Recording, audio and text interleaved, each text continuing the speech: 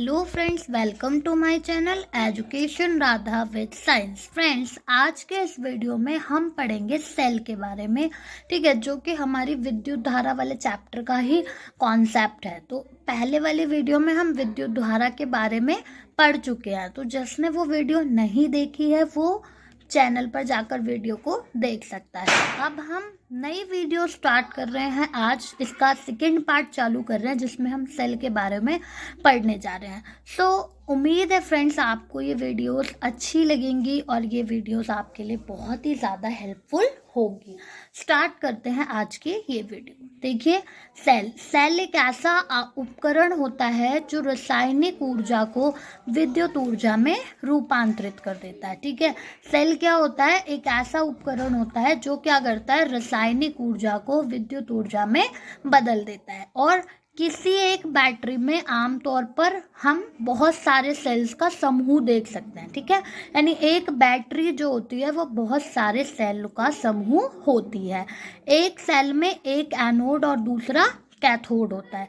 ठीक, इसमें एक पॉजिटिव और एक नेगेटिव पॉइंट को दर्शाता है। यानी सेल में एक एनोड होता है और एक कैथोड होता है, जिसमें से एक पॉजिटिव और दूसरा नेगेटिव होता है। ठीक है, जिसे हम इलेक्ट्रोलाइट द्वारा अलग कर सकते हैं। ठीक है, इसका जो उपयोग होता है वोल्टेज और करंट उत्पन्न करने में किया जाता है। अब देखिए, दो प्रकार के सेल होते हैं, एक प्राथमिक और एक द्वितीयक सेल। तो देखो, प्राथमिक सेल वो सेल होते हैं जिन्हें हम पुनः आवेशित नहीं कर सकते। ठीक है, मतलब एक ही बार उनका इस्तेमाल किया और उसके बाद वो बेकार हो जाते हैं। और इन सेलों में होता क्या है, जो रासायनिक ऊर्जा होती है उससे विद्युत ऊर्जा बनाई जाती है। सेकेंड टाइप का जो सेल है वो है द्वितीयक सेल। तो द्वितीयक सेल कौन से होते हैं? वे सेल जिन्हें पुनः आवेशित किया जा सकता है। ठीक है, ऐसे सेल्स को हम द्वितीयक सेल कहते हैं, जिन्हें हम एक बार बना के एक बार आवेशित करके अगर हैं तो वो हम उन्हें दोबारा से फिर आवेशित कर सकते हैं। वी कैन से कि हम उसे चार्ज कर सकते हैं और बार बार उसका इस्तेमाल कर सकते हैं। ठीक है, और इनको काम में लेने से पहले हम आवेशित करते हैं।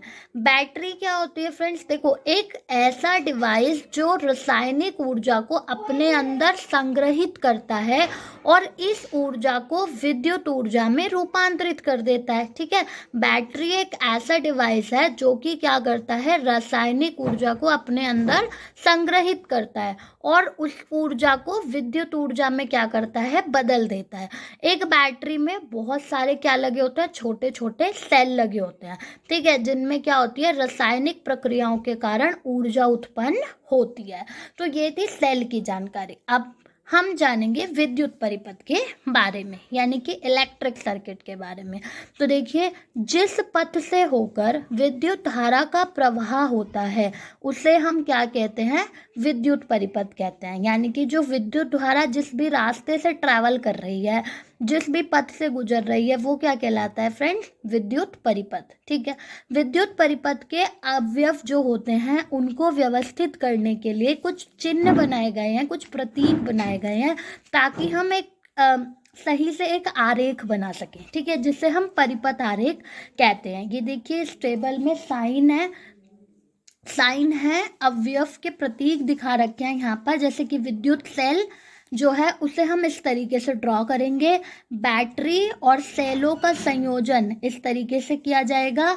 प्लग कुंजी या स्विच अगर खुला है तो इस तरीके से बनाएंगे, और प्लग कुंजी स्विच बंद है तो इस तरीके से बनाएंगे। ठीक है, तार की संधि यदि हम दिखाएंगे तो वो कुछ इस तरीके से दिखाई जाएगी। तार की क्रॉसिंग इस प्रकार से, विद्युत बल्ब इस तरीके से, और प्रतिरोधक इस तरीके से बनाया जाएगा। ठीक है, इसके आगे देखिए, धारा नियंत्रक कुछ इस प्रकार से ड्रॉ किया जाता है परिपथ में। एमीटर और वोल्ट मीटर के लिए ये दो सिंबल्स हैं। ठीक, अब देखिए, विद्युत धारा की प्रबलता।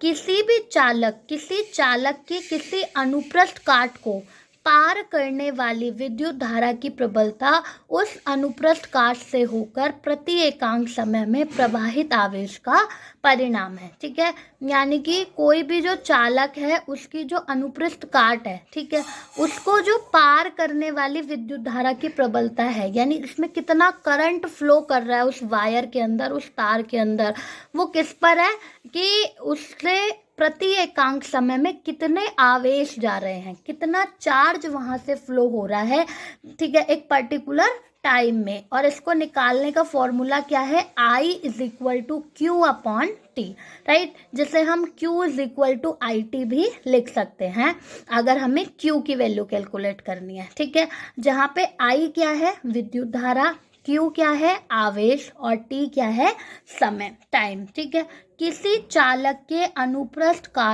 काट से यदि 1 सेकंड में 1 कूलाम आवेश प्रवाहित होता है तो उस काट से पार करने वाली विद्युत धारा की प्रबलता 1 एम्पियर कही जाएगी। यानी अगर हम 1 एम्पियर को परिभाषित करें तो 1 एम्पियर क्या होता है कि किसी चालक की अनुप्रस्थ काट से, ठीक है, 1 सेकंड में अगर 1 कूलाम चार्ज जा रहा है, कितना काम, 1 कूलाम चार्ज फ्लो कर रहा है, बह रहा है, प्रवाहित हो रहा है, कितने सेकंड में, 1 सेकंड में, तो वो क्या कहलाता है, विद्युत धारा की प्रबलता 1 एम्पियर होगी, यानी वहां पर जो करंट होगा वो 1 एम्पियर होगा। तो ये हमारा हुआ 1 एम्पियर की डेफिनेशन, और इसको हम इस तरीके से फॉर्मूले में लिख सकते हैं। एमीटर क्या होता है, देखो एमीटर एक यंत्र है जिसका इस्तेमाल करके हम क्या कर सकते हैं, विद्युत परिपथ के अंदर विद्युत धारा को माप सकते हैं। ठीक है, उसी को हम एमीटर कहते हैं, यानी सीधी भाषा में करंट को हम एमीटर से नापते हैं। करंट नापने के लिए जिस यंत्र का प्रयोग होता है उसे एमीटर कहते हैं, और उसे हमेशा विद्युत परिपथ में श्रेणी क्रम में जोड़ा जाता है, सीरीज में जोड़ा जाता है। इसी तरीके से वोल्ट मीटर है, जिस यंत्र का इस्तेमाल हम क्या करते हैं, विद्युत परिपथ के अंदर कोई भी 2 बिंदुओं के बीच के विभवांतर को मापने के लिए करते हैं, उसे हम वोल्ट मीटर कहते हैं। सो फ्रेंड्स, आज की वीडियो में बस इतना ही। अगर हम वीडियो को और आगे ले जाएंगे तो बहुत लंबी वीडियो हो जाएगी। सो मैं आपको छोटे छोटे टॉपिक्स करके वीडियोस में बताती हूँ। तो आज की वीडियो में बस इतना ही, मिलेंगे नेक्स्ट वीडियो में। Thank you.